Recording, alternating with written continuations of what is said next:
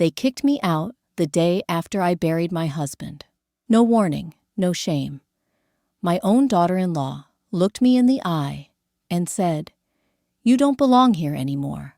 We need space." After 34 years of marriage, after selling my jewelry, to help them with the down payment, after giving up my own dreams to babysit their kids, while they traveled, I was thrown out like yesterday's trash. I stood there with my suitcase, staring at the front door that slammed behind me. But I didn't cry, not this time, because they had no idea that vacation home they flaunted on Instagram, it was in my name, and now I was done being quiet. My name is Eleanor Whitmore. I live in North Carolina. I don't remember much of the funeral except the flowers. Dozens of white lilies, too strong and bitter in the heat. They made the whole chapel smell like rot, masked by perfume. People said things, kind things, empty things. "He was a good man. So sorry for your loss." But my ears rang, and all I could hear was the pounding silence next to me. The space where Charles should have been. My husband of 34 years. He'd gone so suddenly. A stroke in his sleep. One moment we were watching reruns of Wheel of Fortune, the next. I was alone in bed, with a body that would never warm up again. I didn't scream. I didn't cry. I just sat there, staring at the ceiling fan, counting the rotations until sunrise. Then I made the call. Then I began the descent into whatever this new world was. I expected pain. I expected the ache. What I didn't expect, what sliced me deeper than grief, was how fast they started erasing him. My son Martin arrived 2 days after the death arms, wrapped around his wife, April, like the world had wounded them. April didn't even meet my eyes. She had sunglasses on indoors, like she was shielding herself from the light of my pain. That first night, while I lay, curled on the left side of the bed, the side I hadn't touched in days, I heard them in the den whispering.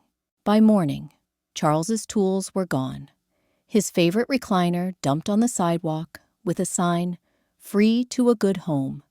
His flannel jackets, the ones I hadn't even had the heart to touch, already boxed up in their SUV.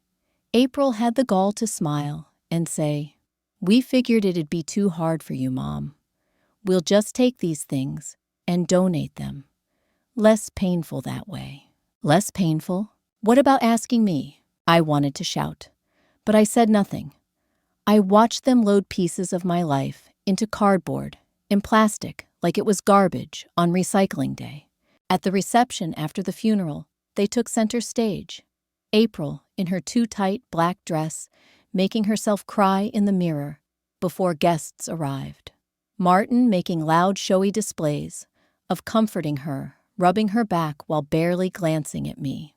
I was the widow, the one who had held Charles's hand through cancer scares, layoffs, late mortgage notices.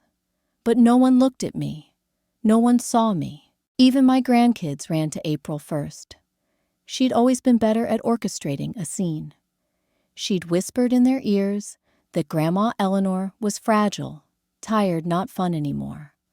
I didn't recognize my own family in that house full of faces. And then, like some sick cosmic joke, someone spilled red wine on the carpet. Charles had been so proud of that Persian rug, a collector's piece we'd saved 5 years to buy. Martin laughed. April shrugged. "It's old anyway," she said, dabbing lazily with a napkin before walking off. Something in me cracked. Not all at once. No, not yet. It was like watching the first hairline fracture in porcelain. Silent, but certain. That night, as I sat alone in the backyard, under the creaking porch fan, I remembered the way Charles used to grip my hand when no one was looking, how he'd whisper, "You're the only reason I made it." And I wondered if I had meant so much to him. Why had I become invisible the moment he was gone? The morning after the funeral, I expected silence. grief, maybe a shared breakfast, a rare moment of softness. Instead, I got a suitcase at my feet. Martin stood in the kitchen arms, folded, avoiding my eyes. April did the talking. We've decided, she said, chewing on her lower lip, like she practiced concern. You need space, time to heal. And honestly, the kids are stressed having you here. It's been hard for them. I blinked. I live here. Well, she said, with a rehearsed sigh. Technically, the house is in Martin's name now. Dad had it rewritten in the trust. Remember, it's just better this way. You can go stay with Aunt Linda for a while. Aunt Linda. That woman lived 3 hours away in a moldy 2-bedroom near the interstate. I looked at Martin, my son, my boy whose school lunches I made from scratch, who I defended in parent-teacher meetings, who I helped cover rent during the 2008 crash. He wouldn't even meet my eyes. And just like that, the fracture turned into a break. I didn't scream. I didn't plead. I walked upstairs, packed my things, left the roses in the vase beside the bed already wilting, walked past the dining room where we had celebrated every anniversary, past the photo wall where my picture was slowly being replaced by shots of April in matching holiday pajamas. At the front door, April smiled like a flight attendant ejecting an unruly passenger. I stepped out into the morning sun, suitcase in hand, the door clicking shut behind me, and I stood there, silent.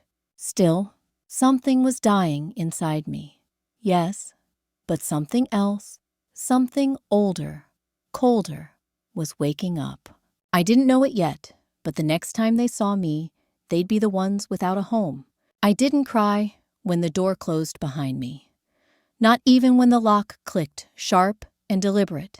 It sounded louder than it should have, like it was punctuating something final.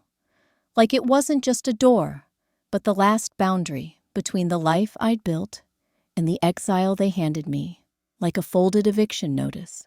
I stood on the porch for a long time, gripping the handle of my suitcase. It was the same old Samsonite I used for weekend getaways with Charles. It still had the faded airline tag from our 25th anniversary trip to Charleston. I remember back then we held hands everywhere we went. We were tired, broke, but happy. I had no idea back then that love could be turned into leverage.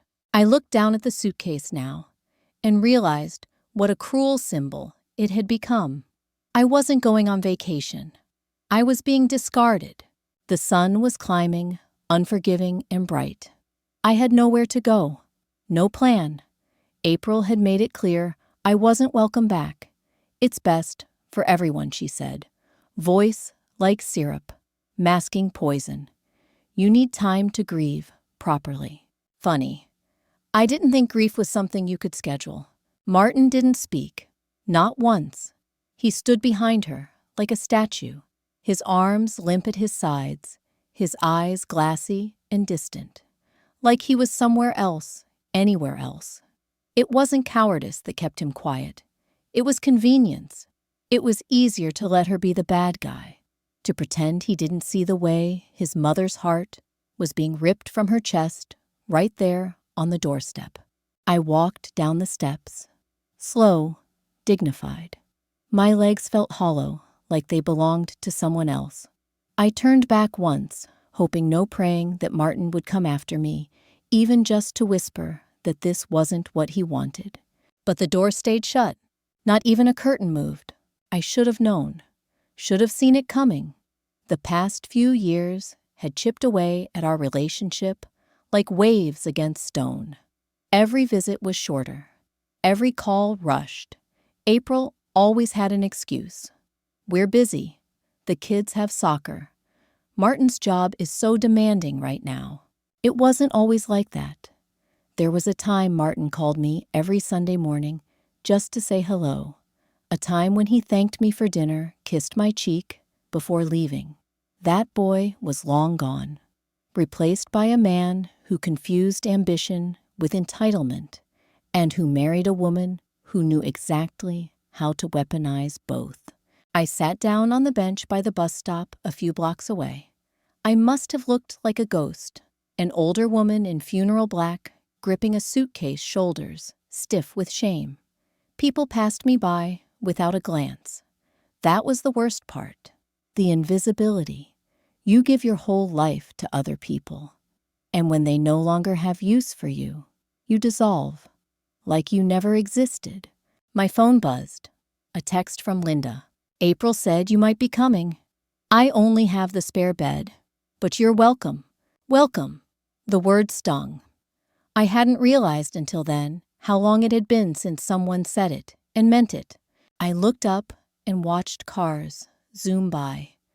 No one slowed. No one looked twice. My entire world had shifted, and the world outside kept spinning. I wanted to scream, but instead, I thought of the beach, that stretch of Carolina coast, where Charles and I had bought a fixer-upper with my inheritance, back when Martin was in high school.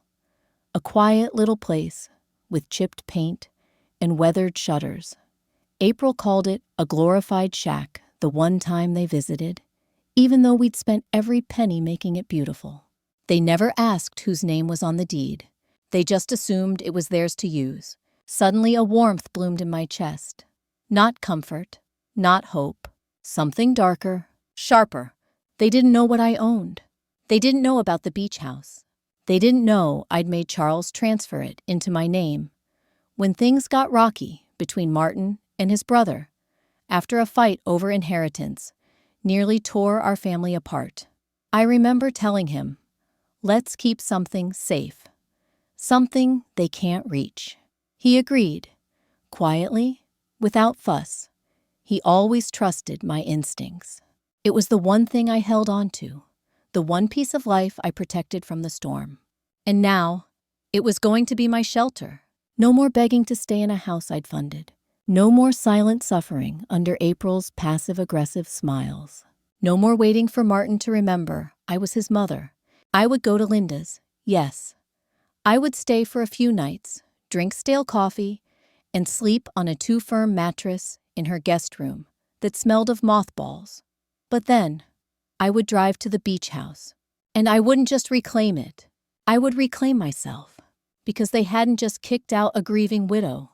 They had pushed out a woman who still had power, legal, financial, emotional, and they did it thinking I had none. Oh, but I did. I had more than they could imagine. And the best part, they were about to find out. I didn't become invisible overnight. It was a slow fade, like sunlight slipping off the edge of the porch at dusk. You don't notice it's gone until you're sitting in the dark. As I sat in Aunt Linda's spare room that night, staring at the peeling floral wallpaper and the crooked lamp that buzzed with every flicker, the memories came pouring in, uninvited but vivid. Every sacrifice, every compromise, every quiet moment I let them take from me, like little coins from a jar, until I was broke in every way that mattered. I wasn't always like this. I used to be a woman with a name not just Mom or Gran or her. My name is Eleanor Whitmore, and once I was a damn good nurse. Back then, before Martin was born, I worked nights in the ER. I was sharp, fast, and calm, under pressure. I was proud of my scrubs, proud of how the young interns came to me for advice. I saved lives. I stitched broken skin. I saw miracles and held hands through heartbreak. But when Charles got laid off from the mill in '95, someone had to be home more with the baby. Someone had to make sure bills got paid. Meals were cooked, and the house didn't collapse under the weight of quiet panic. That someone was me. So I gave up the job I loved. I told myself it was temporary, a year or two. But time doesn't ask for permission. It just sweeps you along. Before I knew it, I was a full-time mother, with a husband trying to rebuild, and a toddler who needed everything from me. And then came April. Martin met her in college.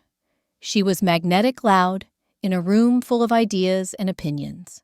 I tried to like her. I really did. But there was something rehearsed about her charm, like she always had one eye on the audience. Charles never said it out loud, but I knew he sensed it too. "Let's keep things separate," he once muttered, after they asked for money. Just in case. When their first baby came, they both worked full-time. They couldn't afford daycare, so they asked me to step in. I didn't hesitate. I gave them my time, my energy, my retirement. I sold my mother's wedding ring to help cover their mortgage when Martin got sick and had to miss work for a month. I sold Charles's vintage record collection, his pride and joy, to help fund their car payment. When they couldn't make the insurance premium, I took a part-time job cleaning offices at night, just so their family wouldn't lose coverage. Not once did I ask for repayment. Not once did I ask for thanks. I thought love meant giving freely, but love without respect is just servitude in disguise. April used to call me her bonus mom when we were around company, but behind closed doors, I was the live-in babysitter, the maid, the one who somehow folded the towels wrong, even after all these years.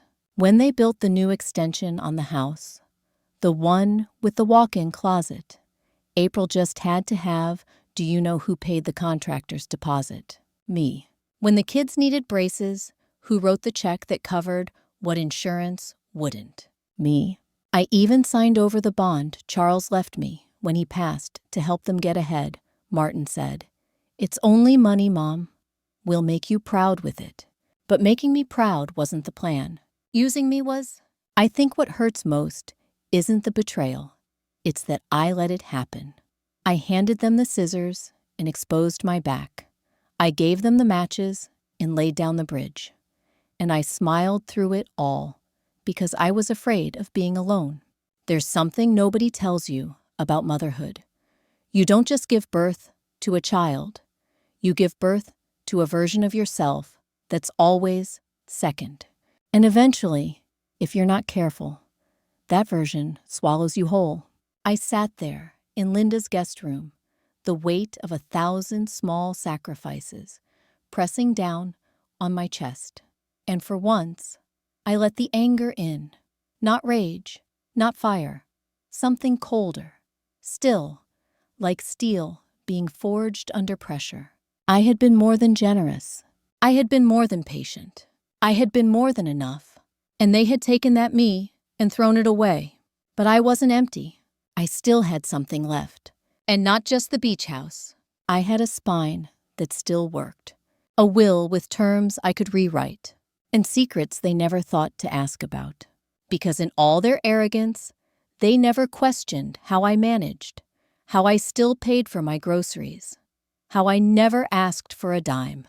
They assumed I was poor, irrelevant, weak. They mistook silence for surrender. They were wrong, because the same woman who stitched flesh back together in the ER, who survived layoffs and grief and sleepless nights with sick babies, that woman was still here. And she was done sacrificing for people who only took. I rose from the bed, walked over to the mirror, and looked at my reflection, not as a mother or a widow or a grandmother, but as Eleanor Whitmore.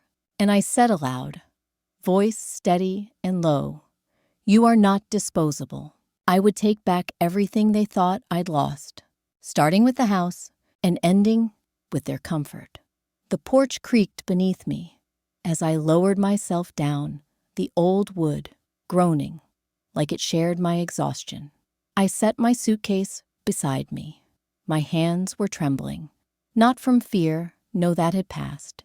It was something deeper, something quieter, the kind of trembling that comes when everything you once leaned on suddenly disappears.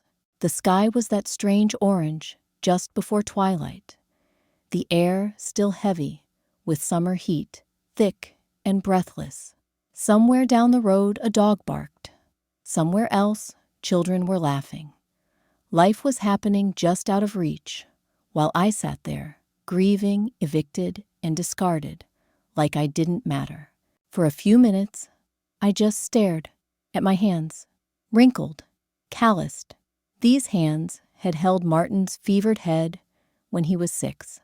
They had massaged Charles's shoulders After double shifts, they had peeled potatoes, wiped tears, folded laundry, rocked babies. These were hands that had served. And yet, not one of those people had reached out to catch me as I fell. I could still hear April's voice in my ears. You need space. We need to start fresh. You'll land on your feet. No apology, no shame, not even the pretense of regret. They treated me like a broken lamp they were finally brave enough to throw out. I wiped my eyes with the sleeve of my cardigan, an old thing soft with wear. Charles used to tease me about it, call it my armor. You always wear that when you're ready for war, he'd say with a smile. Maybe he was right. Maybe somewhere inside me I was preparing for battle, because the tears that ran down my cheeks weren't just grief anymore. They were anger. They were fuel. They were the remnants of a woman burning down the lies she'd been told, that her worth depended on being needed, that love meant silence, that kindness required self-erasure.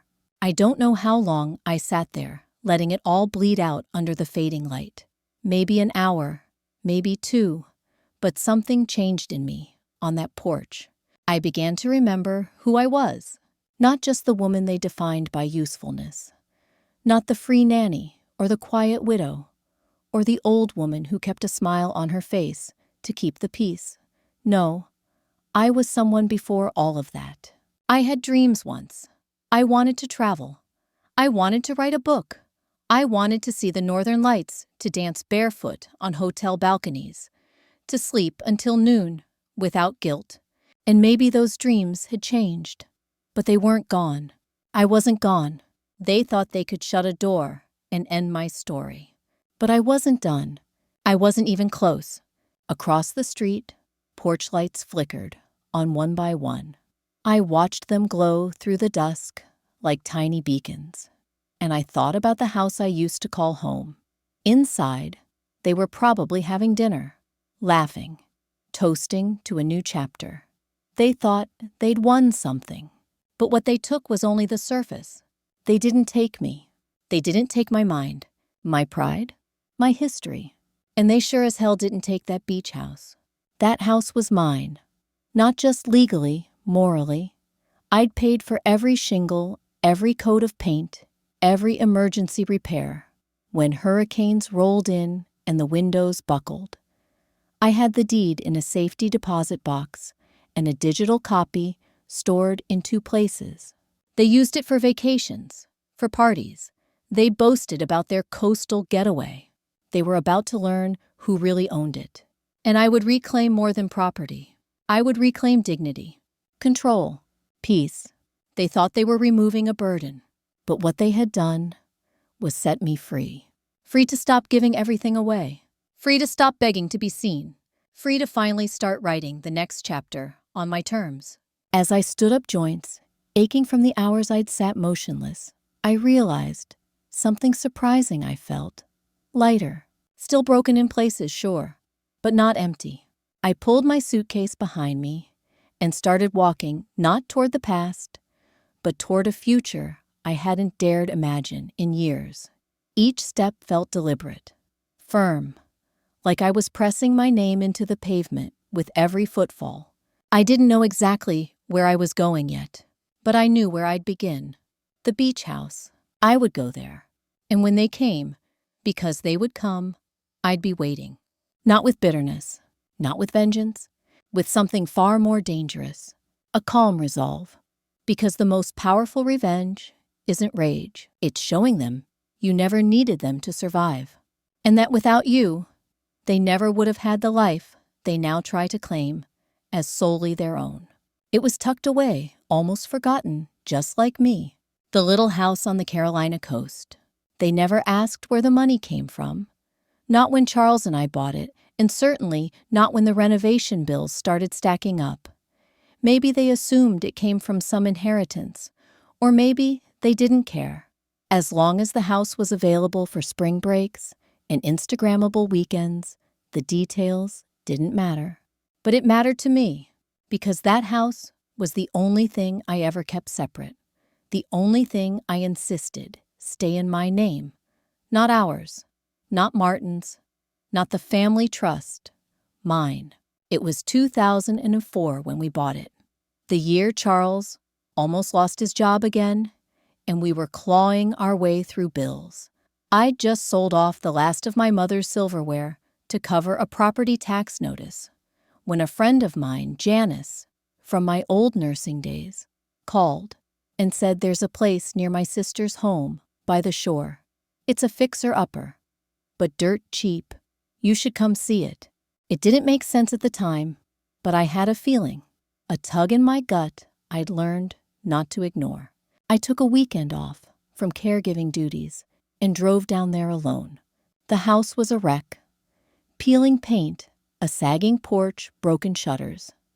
But it was perched on a quiet stretch of beach, the kind that wasn't overrun by tourists or college kids.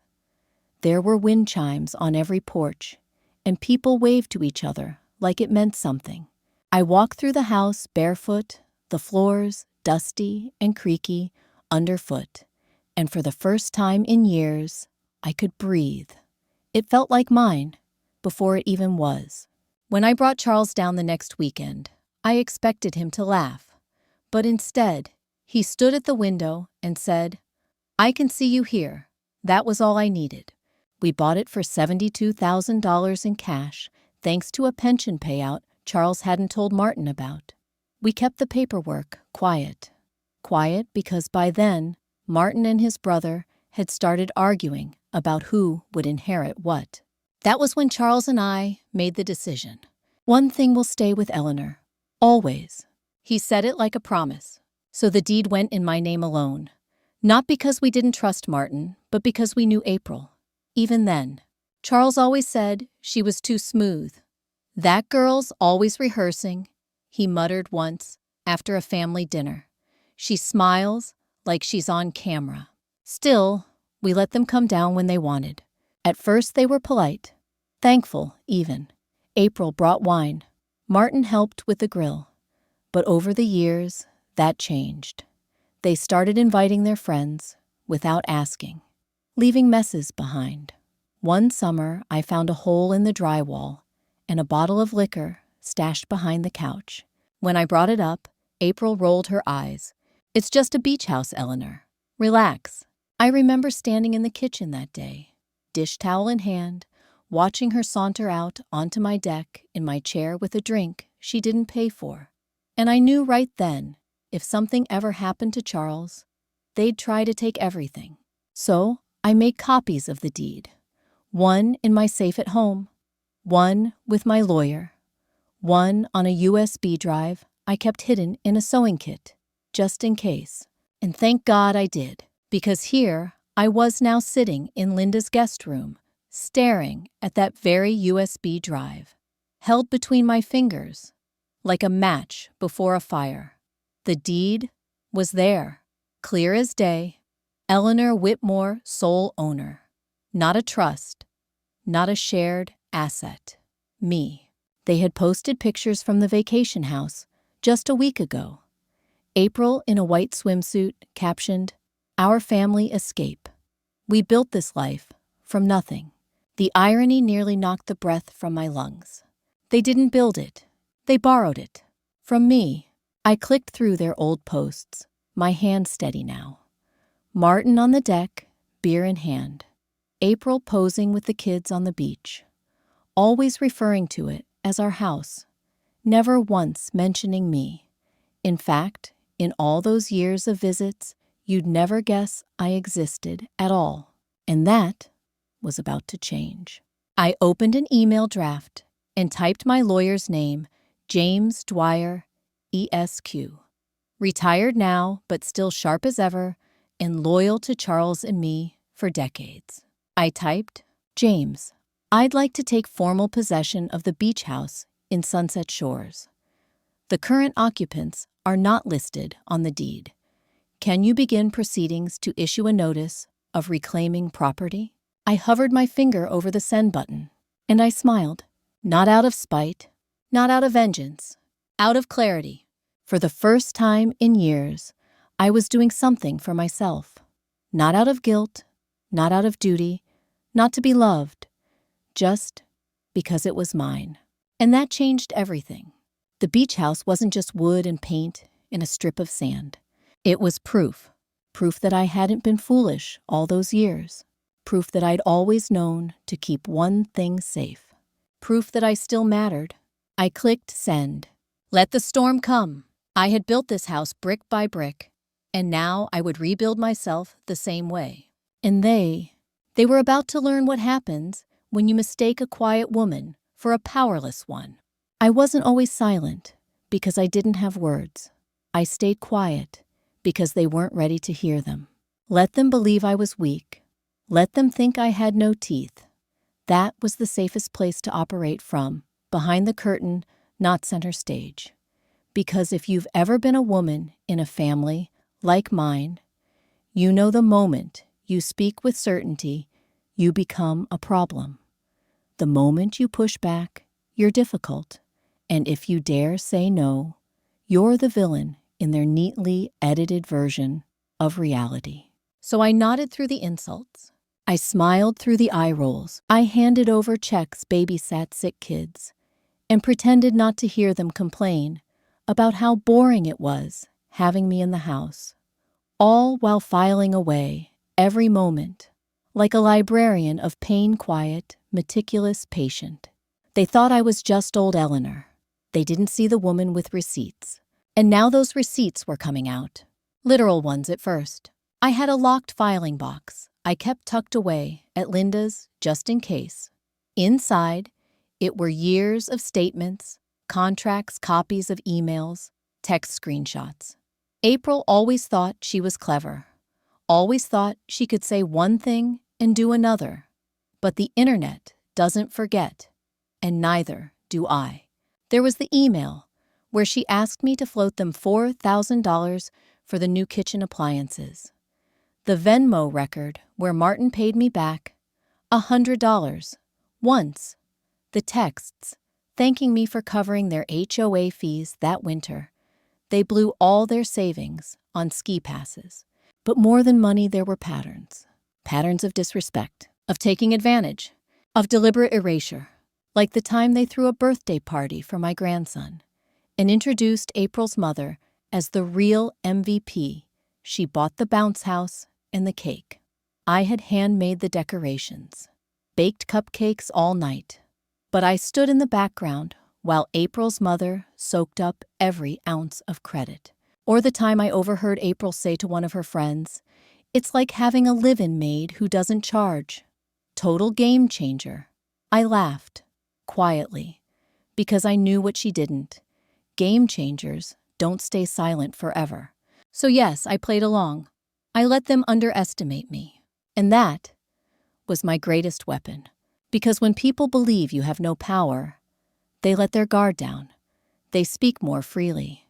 They show you who they really are. And April had shown me, again and again, that her gratitude was a performance. Martin, he wasn't innocent either. But he wasn't cruel. Just weak, spineless when it came to her. A boy I raised to be gentle, to consider others, to protect his family. And yet he handed over the keys of his soul to a woman who couldn't fake kindness if you paid her. It used to hurt watching her pull his strings. Now I just pitied them both. I pulled out a notebook and began listing what I still owned, what was still in my control. The beach house. My private savings account still untouched. Thank God. The equity from the home Charles and I had paid off before the refinance. The stocks I had kept in my name from the nursing union years ago. The Roth IRA Martin forgot I even had. Each item was a stone, a stepping stone back to myself. It was almost poetic how much I had allowed them to forget. They thought I lived in their house. They thought I needed them. But I had my own lifelines hidden behind years of sure. And it's okay, and don't worry about me. Now I was worrying about me. I printed the current market value of the beach house. Just out of curiosity, it had tripled.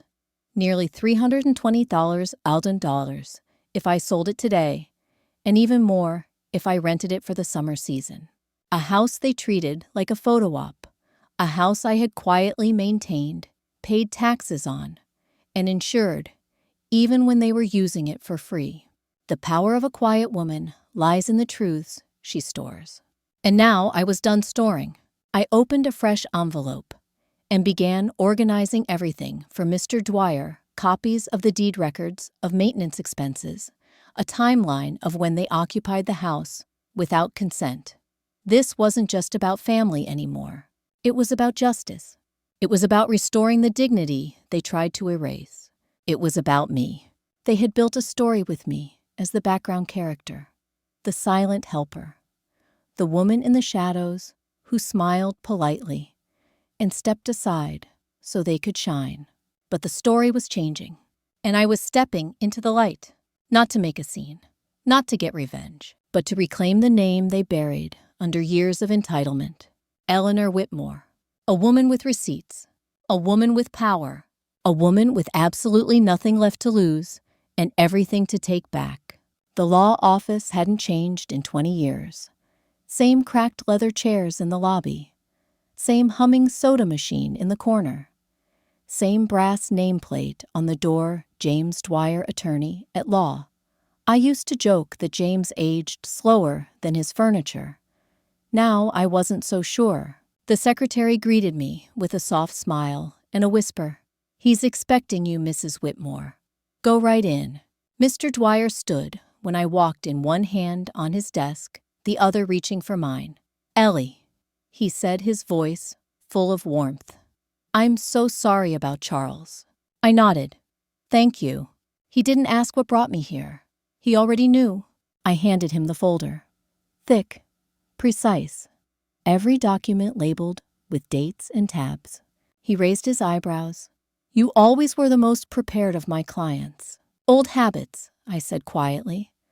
"I stopped waiting for people to take care of me a long time ago."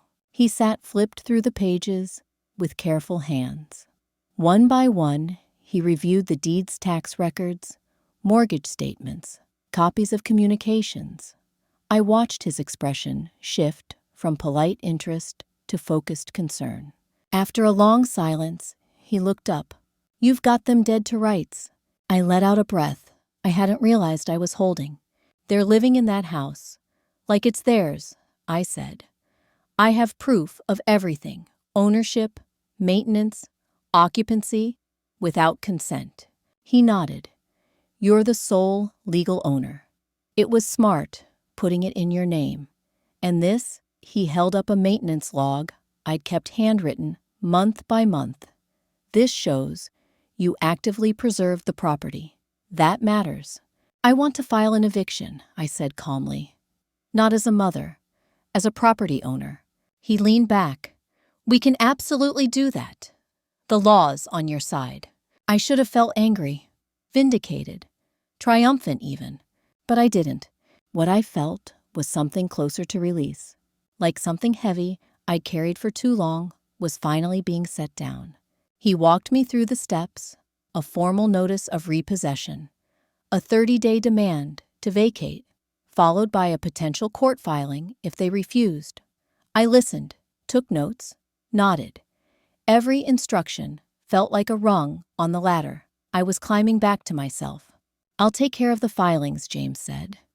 "You don't need to worry about a thing." But I wanted to worry. I wanted to handle it. After all these years of being brushed aside, underestimated, cast as fragile, I needed to be the one in control. We talked for over an hour. He offered coffee. I declined. My mind was sharp, running on adrenaline and long-suppressed purpose. Before I left, he reached into his desk drawer. "I came across something," he said, "after Charles passed. Something he asked me to hold on to." He handed me a sealed envelope, my name on the front, in Charles's handwriting. I froze, felt the air thicken. I opened it with trembling fingers. Inside a letter, just one page. "Ellie, if you're reading this, I'm gone. I wanted you to know what we built. We built because of you. I know Martin's changed. I know April never saw you for who you are. But I did. Always. Keep the house in your name. Don't ever let them shame you into silence. You were the anchor of this family, even when no one said it out loud. Take care of yourself now. You've more than earned it. Love you always, Charles. The words blurred my vision, clouded. I blinked hard, but a tear dropped onto the signature before I could stop it. I folded the letter carefully, slid it back into the envelope. James watched me silent, respectful. You okay? He asked finally. No, I said, but I will be. I stood. And for the first time in weeks, I stood tall. Outside, the sun had shifted west, casting long shadows across the parking lot. I held the envelope tight in my hand as I walked to the car. Charles had known. He saw it coming. He trusted me to weather the storm. And now I would. But I wouldn't just survive, I would respond. I drove back to Linda's with the windows down and the wind threading through my hair. It was the first time I felt air on my skin that didn't carry a weight of grief. It felt almost like freedom. That night, I typed the eviction notice myself. James would file the formal paperwork, but I wanted the satisfaction of seeing their names. Martin Whitmore and April Whitmore listed as unauthorized occupants. I printed a copy, folded it neatly, and imagined the look on her face when she opened it. Not with cruelty, with truth. The kind of truth you can't rewrite in a social media caption or bury under fake smiles. I went to sleep that night with the envelope from Charles under my pillow. And the first real smile I'd worn in weeks. They had no idea what was coming, but they would, very, very soon. They called it their reset week. April posted it on Facebook with a perfect photo, her in a sun hat white cover-up, fluttering behind her, like she was starring in a perfume commercial. Martin stood beside her, holding a cold drink and grinning like a man without worries. The caption read, "A little self-care escape. Thankful for all we've built." Our beach home. Chai, family, sure. Our beach home. I stared at the post from Linda's kitchen, the morning sun spilling across the linoleum in golden rectangles. The same sun that poured through the beach house windows, the same sun they were standing under, in my chairs, on my deck, holding my glasses. I could see my throw pillows behind them, the ones I stitched by hand. I could even see the shell wind chime Charles and I had picked out during our second summer, there twirling gently in the background. There they were living like royalty, soaking in what I built with my sweat and sacrifice, parading it like a prize. That was the last straw. The legal notice had been finalized the day before. James called to confirm it was filed properly. They'll receive it by courier. Should arrive tomorrow morning, he said. But I didn't want it to arrive silently. I wanted April to read it, to feel it, to finally understand what it meant to be reminded that not everything belonged to her. So I did what I had never done before. I posted. I hadn't touched my Facebook page in years. But today, I updated my profile picture, a photo of me and Charles, from our anniversary at the beach house, the same deck April now posed on like a queen. Then I typed carefully. It's always interesting, watching people claim what was never theirs. I built that home, paid for it in full, and kept the deed close for a reason. A notice has been delivered. The countdown begins. I didn't tag anyone. I didn't have to. 15 minutes later, I saw the post begin to circulate. April's friends commented vague things like, "Everything okay," and "Whoa." A few of my old friends messaged me directly. "Ellie, what's going on? Are they squatting in your house?" I always thought something was off about that girl. I didn't respond. Let the silence answer. But the courier, that was the real performance. I made sure James sent it through a high-profile service, white envelope signature required. I even paid extra for tracking and confirmation. April loved drama. So I gave her a little scene. Sign. Missing the beach house. Late morning.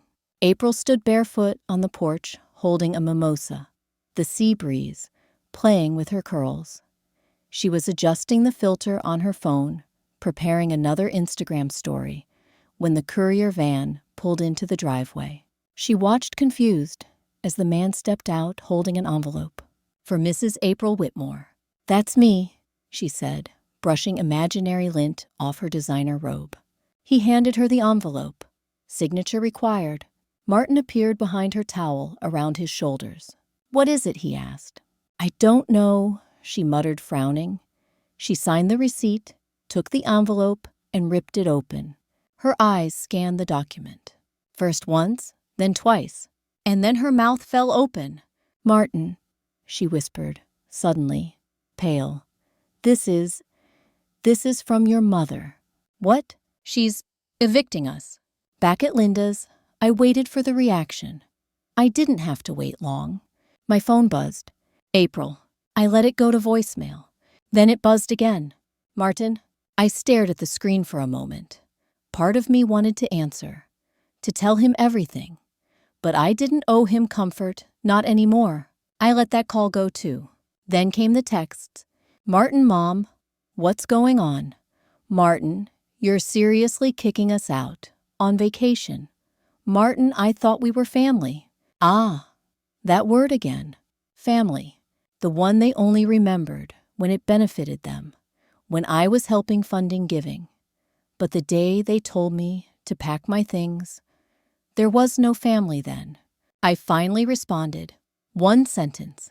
"Me, the notice is legal and final. You have 30 days. No kisses, no signatures, no warmth, just boundaries. Real, documented, enforceable boundaries." For the first time in years, I felt light. Not happy. No, that would come later, maybe, but clean. Like a layer of shame had been peeled from my skin. I stepped outside barefoot and let the wind wrap around me. I closed my eyes and imagined the beach, the real beach. My beach. The sound of waves hitting the shore, the cries of gulls, the feel of weathered wood beneath my heels. Soon I would be back there.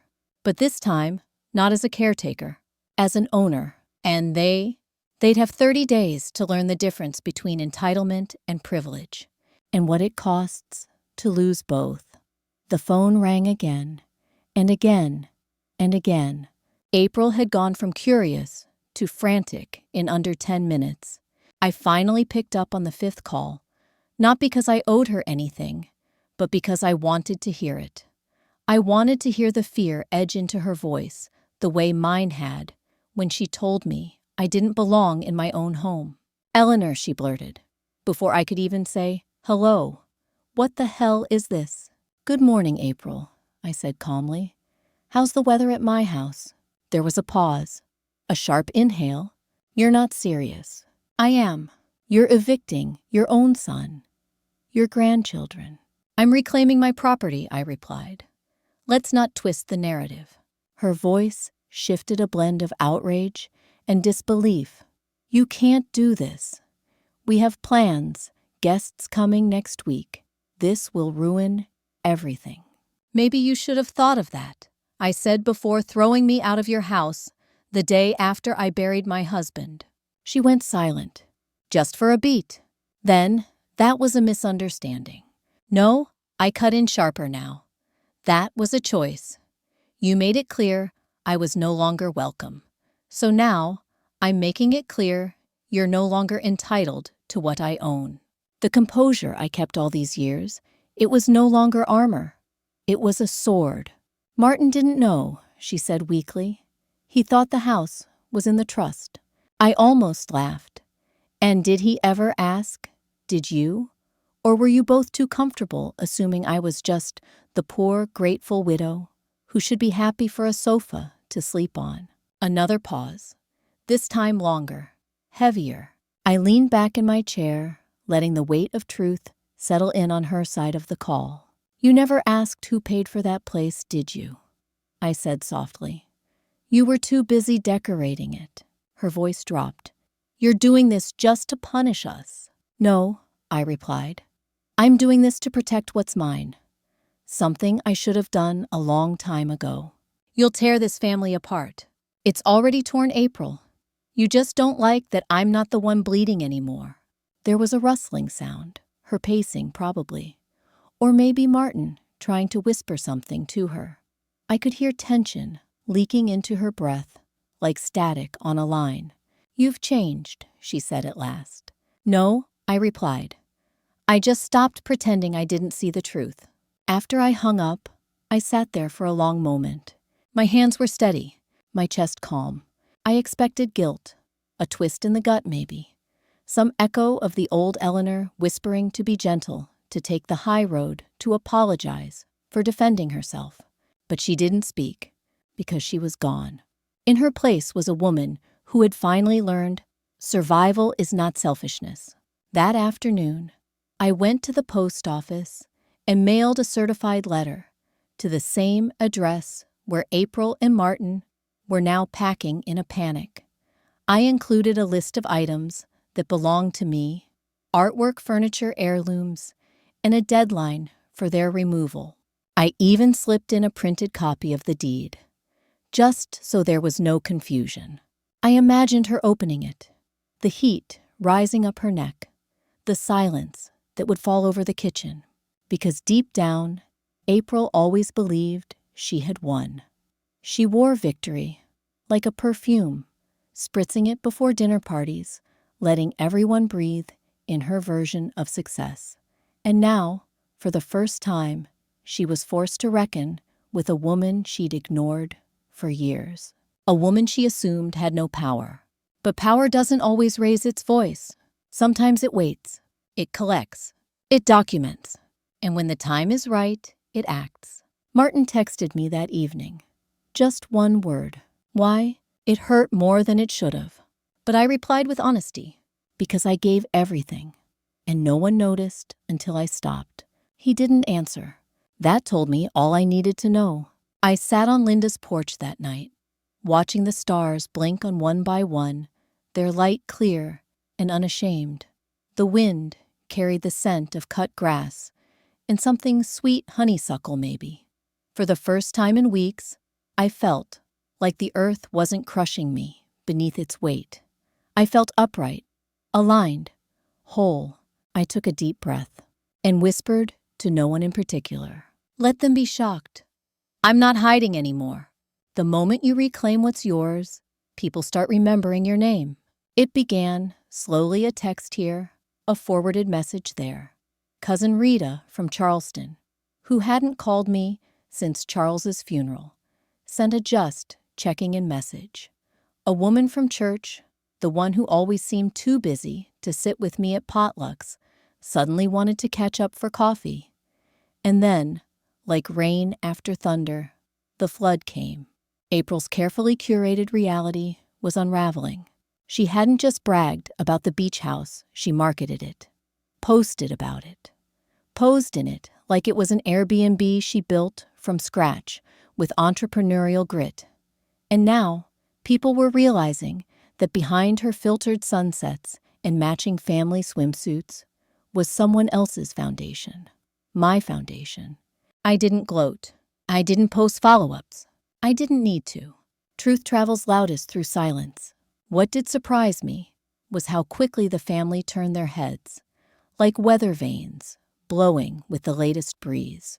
The same people who had once watched April mock me at holidays, who stayed quiet when I was moved to the end of the table, who called me old-fashioned and too sensitive.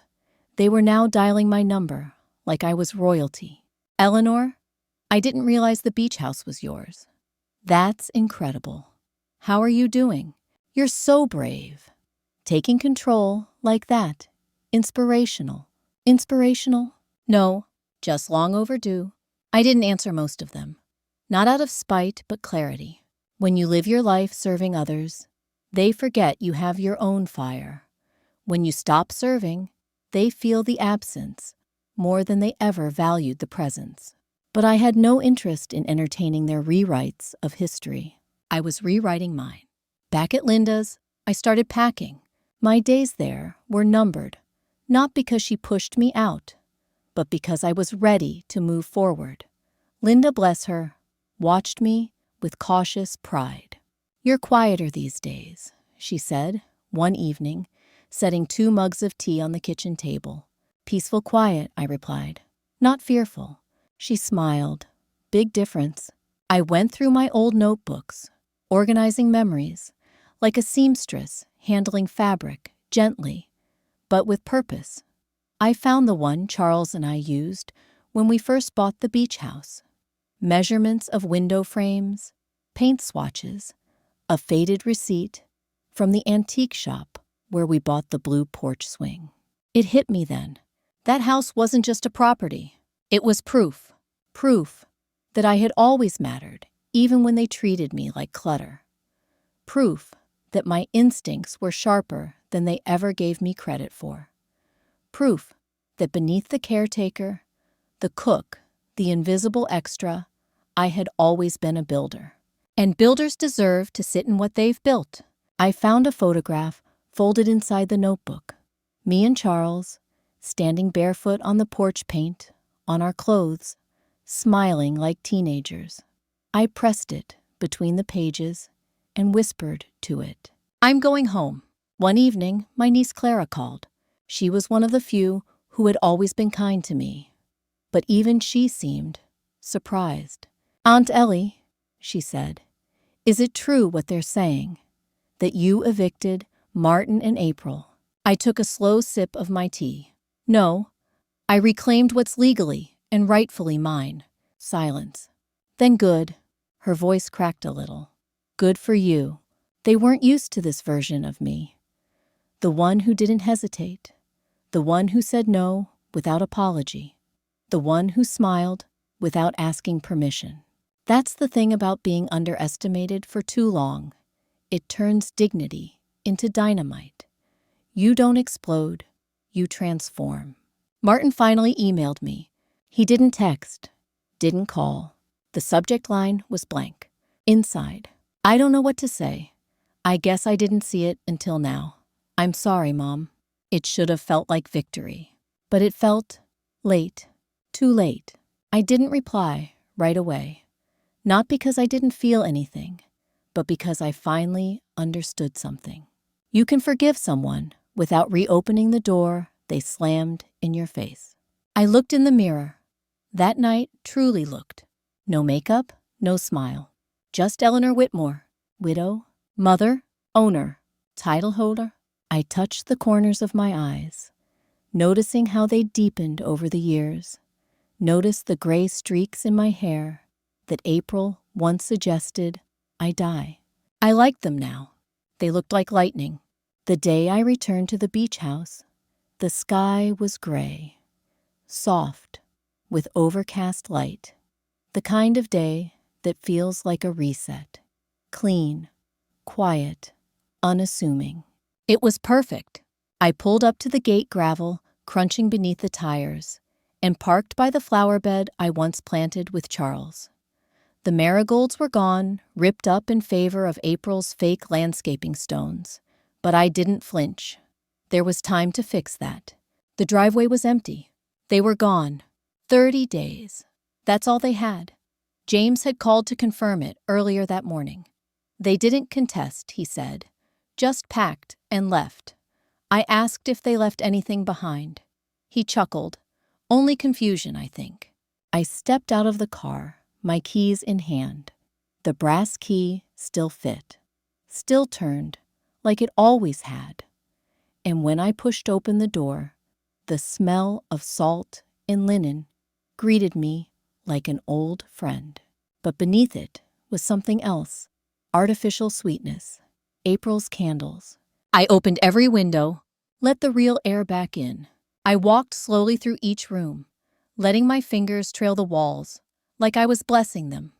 The living room was still painted, the soft blue I chose, from a strip in 2005. They had added their own touches, a faux fur rug, loud throw, pillows, tacky canvas prints from a department store. But the bones were mine, still standing. In the kitchen, I found the spice rack I'd mounted myself and smiled. The chipped counter edge I swore I'd fix someday still waited. The pantry was mostly empty, save for a few forgotten boxes of crackers and a half-finished bottle of wine on the top shelf. I poured it down the sink.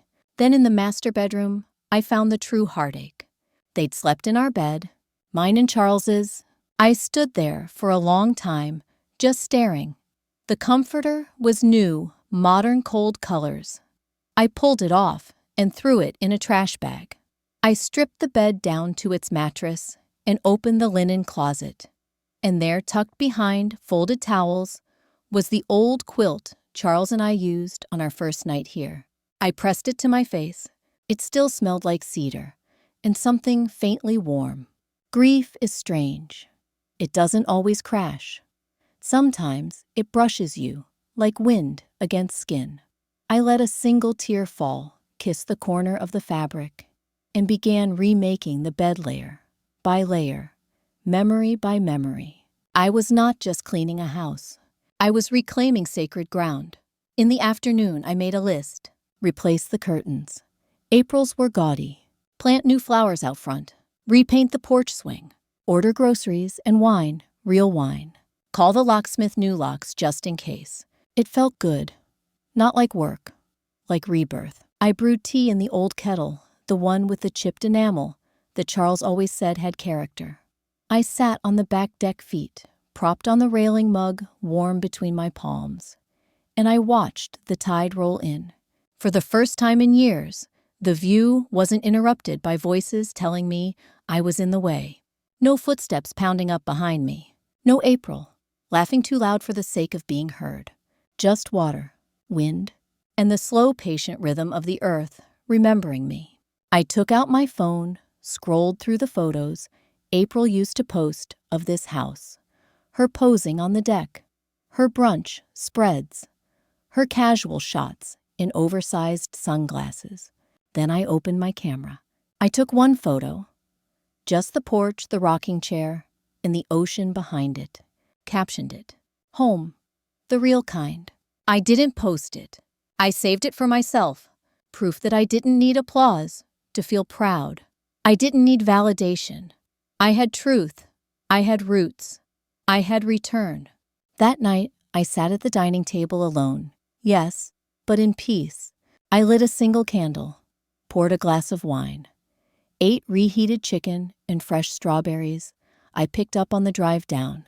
No noise, no apology, just ownership. Later, I wrote a letter. Not to April, not to Martin, not even to the grandchildren I still missed. To myself, Eleanor, you did not fall. You were pushed, and you stood back up anyway.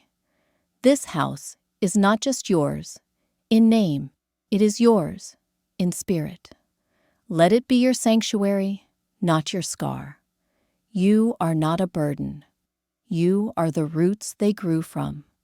You are allowed to bloom, too. Me. The house was still.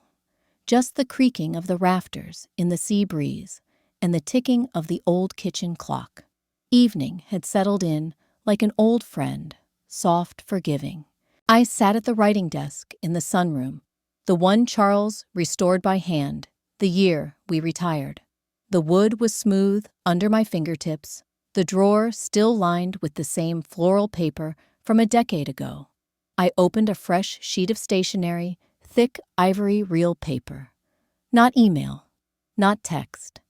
This needed to be felt, not just read.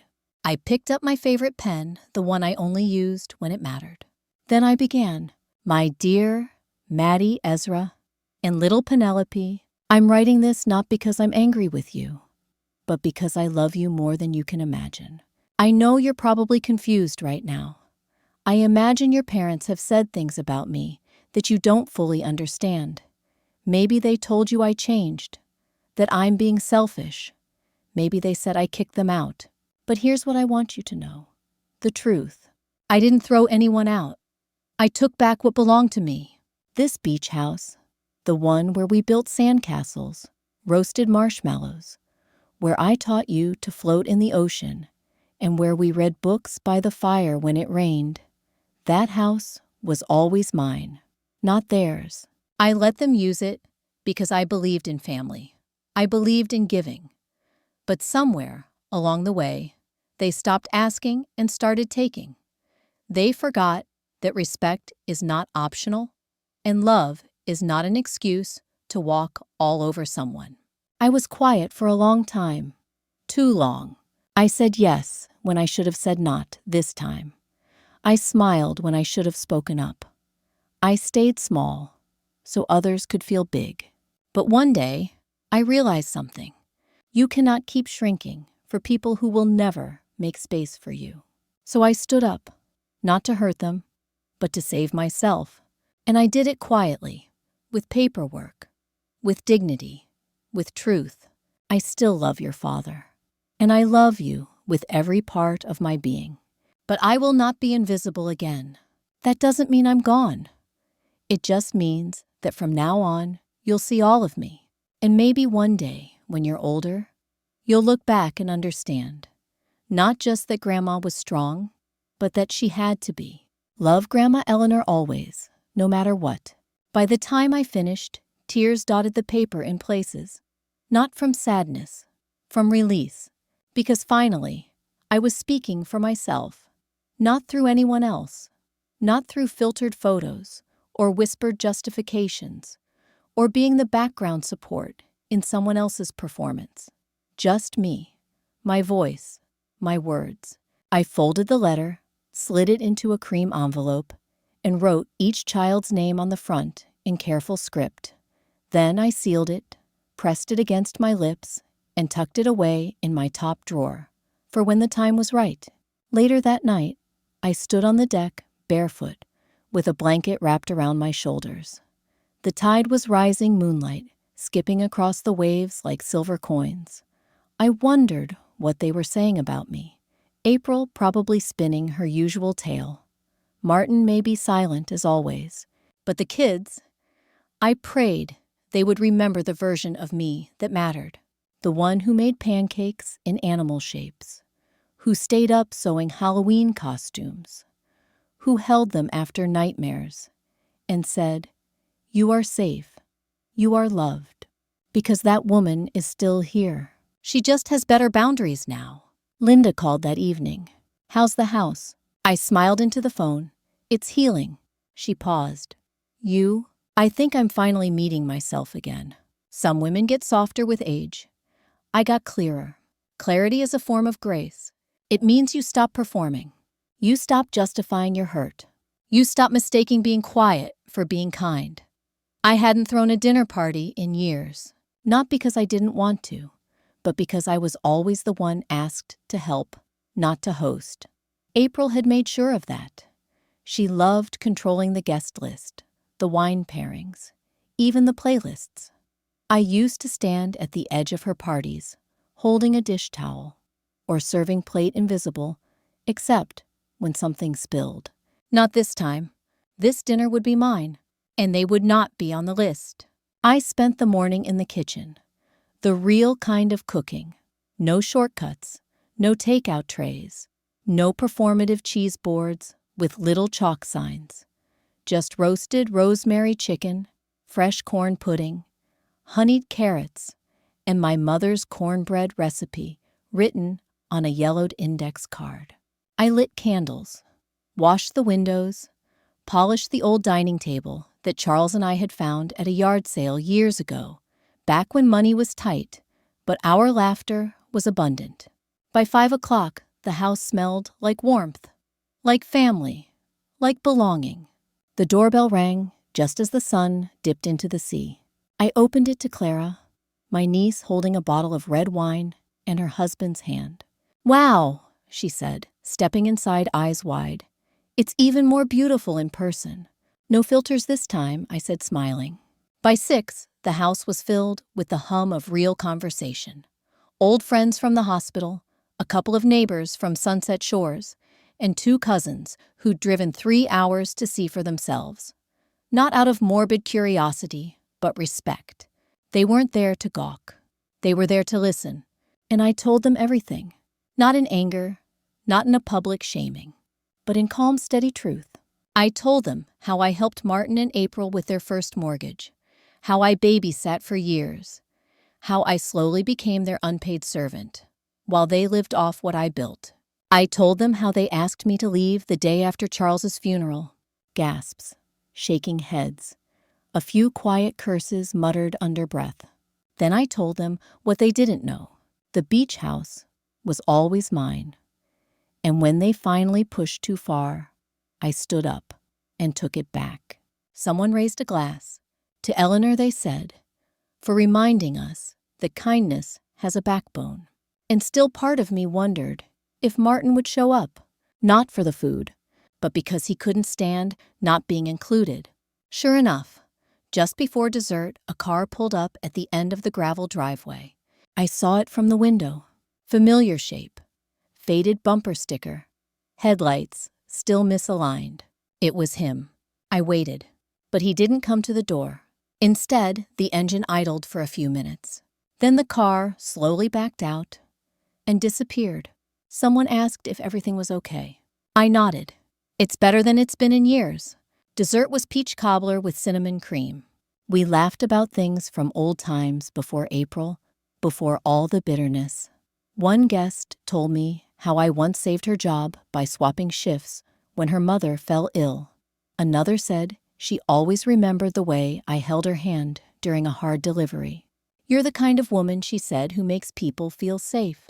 I didn't know I was crying until I felt the tear slip onto my cheek. Not sadness, recognition. That after years of being just mom, or the help, or the extra, I had returned to my own name. That night when the dishes were done and the candles had burned low, I sat alone in the dining room and looked around. The chairs weren't filled with critics. The laughter wasn't layered with resentment. This was family by choice. People who saw me, people who stayed, and the ones who left.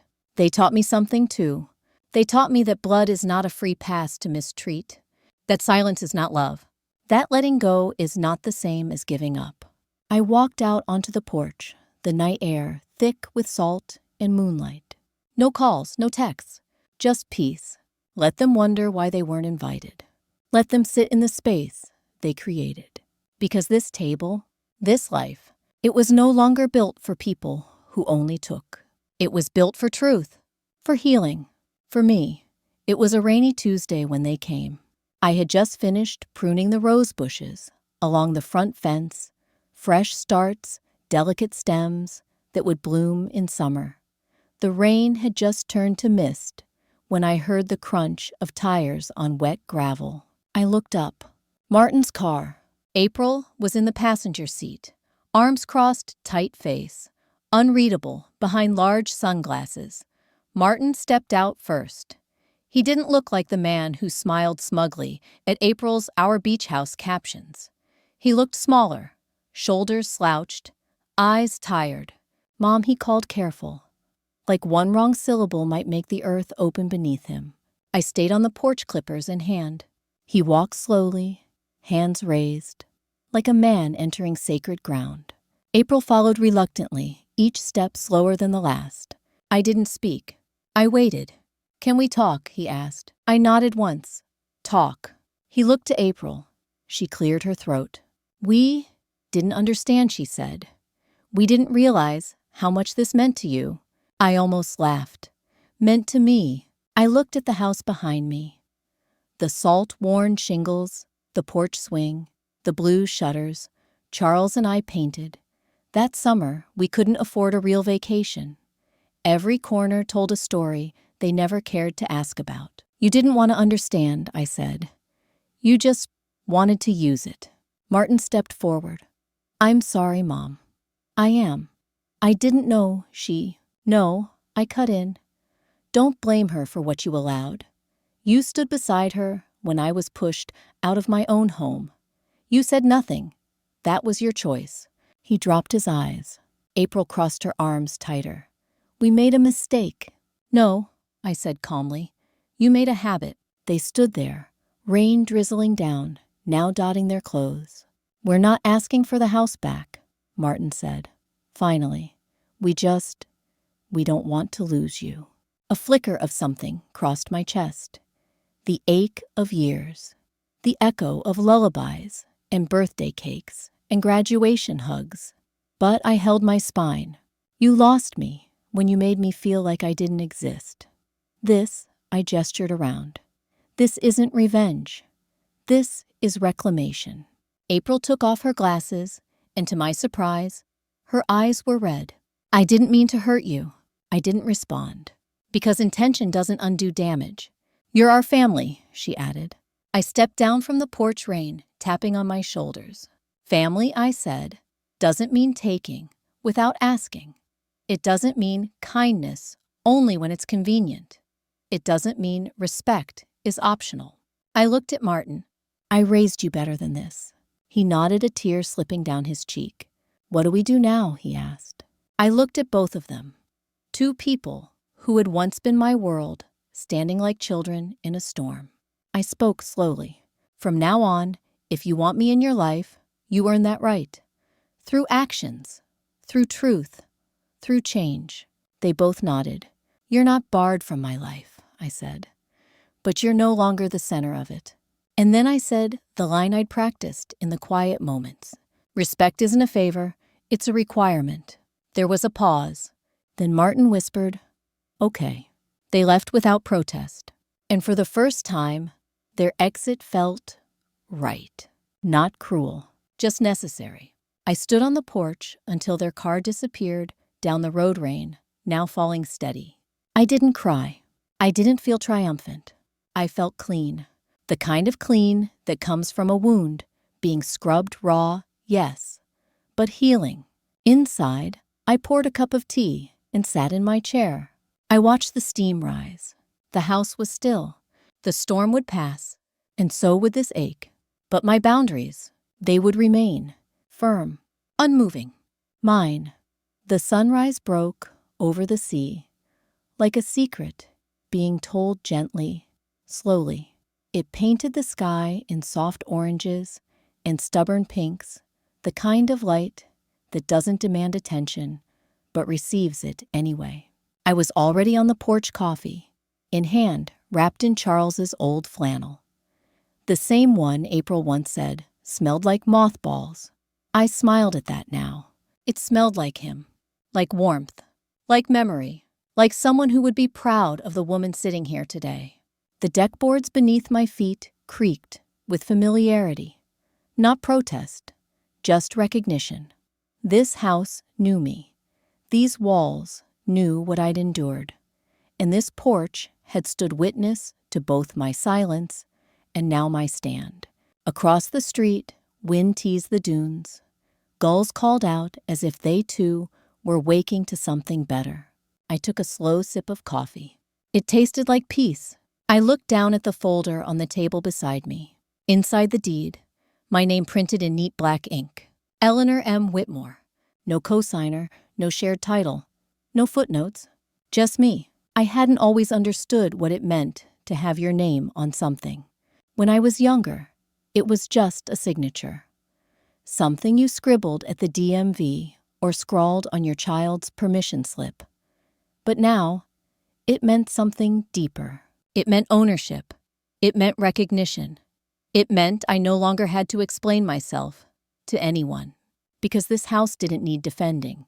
It existed because of my labor, my sacrifices, my decisions, and that truth couldn't be undone by anyone's assumptions or their betrayal.